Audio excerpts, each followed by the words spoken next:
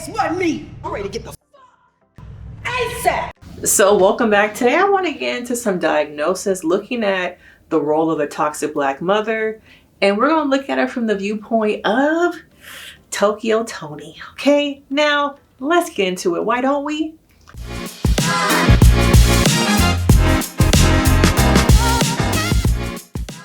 Now, if you're new here, I'm Denise, Brady. I'm a therapist who loves pop culture, diagnosis, mental health. Breaking the stigma is what we do. So I have been following and watching a lot of reality TV for quite some time, since the 90s.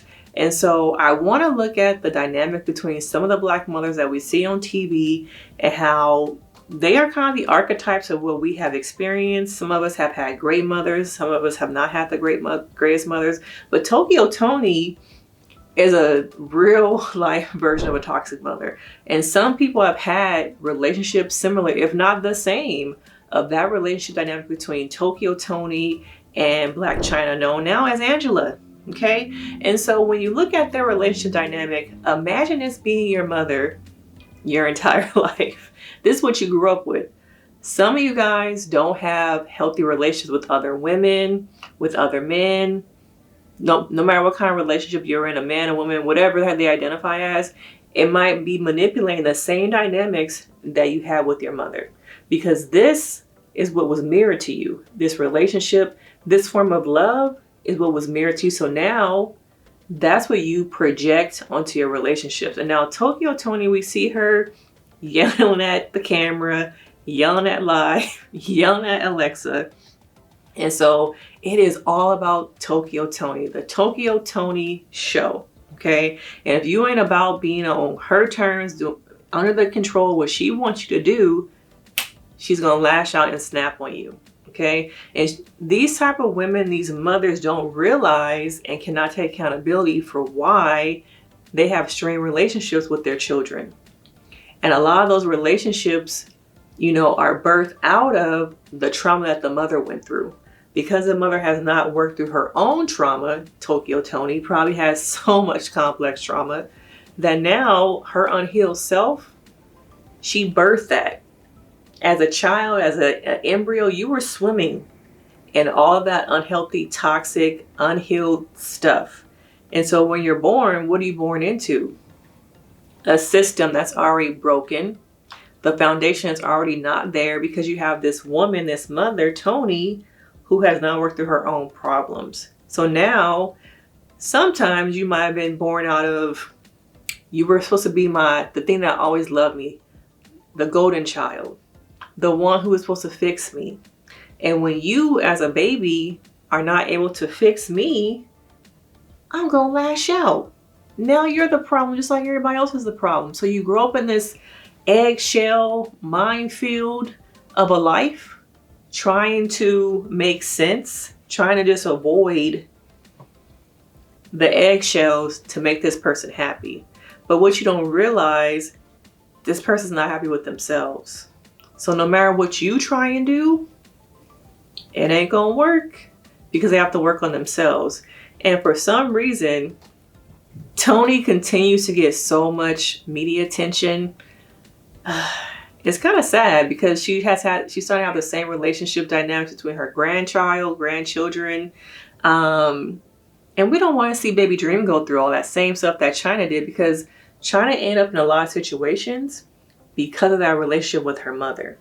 Okay? Not having things mirrored to her properly, developing toxic or maladaptive coping skills, trying to escape the life. And she ended up in a lot of broken relationships, a lot of situations that she probably would have never been in if she came from a household where the foundation was a lot healthier. And so ask yourself, do you feel like you have been in relationships because of the toxicity of your parents, your mother, your father, whoever raised you? Are you perpetuating and projecting that same stuff onto your relationship?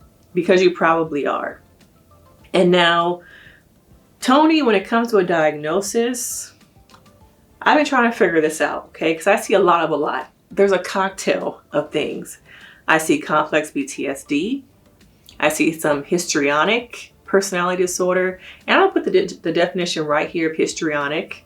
I've seen some things that relate to borderline personality disorder. I've also seen some stuff that was similar to a manic episode. So there is a cocktail of things happening that, I feel like it's out of my scope. That is that's for a psychiatrist to navigate because there's just so much there. And Toni will probably never really get help. Because how old is this woman? That is the hardest thing about seeing our elders, seeing our parents, and us trying to heal from that stuff. But it's hard to get like our elders to go into therapy. I don't need therapy. Ain't nothing wrong for me. And then when you say you in therapy, are you depressed? You think about killing yourself? What I do to make you go to therapy? It becomes all about them. And it's like, sometimes it is that people are going to therapy for their parents and trying to heal from that stuff. Sometimes it's just you just need somebody to talk to. But it has to be, do you want to hurt yourself? What's really going on? What did I do? You in therapy because of me? I did the best I could. That is not what people want to hear as adults. I did the best I could, because you may have done that, but I needed something more. Okay.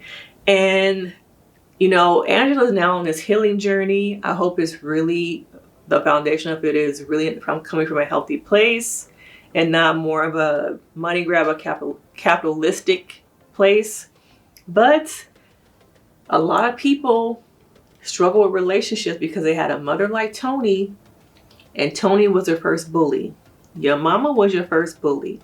And that is why it's hard for you to have healthy relationships in general. Even a healthy relationship with yourself, because you're probably constantly hearing that mother that you're not good enough, you can't do it, you can't make decisions on your own, what are people going to think of me? You're still hearing that critical voice from that parent. And you have to work on quieting or silencing not only the critical voice, but the weeds that those voices have planted in your head, because there's so many weeds now that there's no room for healthy plants to grow. So you got to mow that down. You got to get in there, pull out them roots, figure out what the roots where they started. And that is how you heal from toxic relationships with your parents. And now Tokyo Toni is only one. There are so many other ones.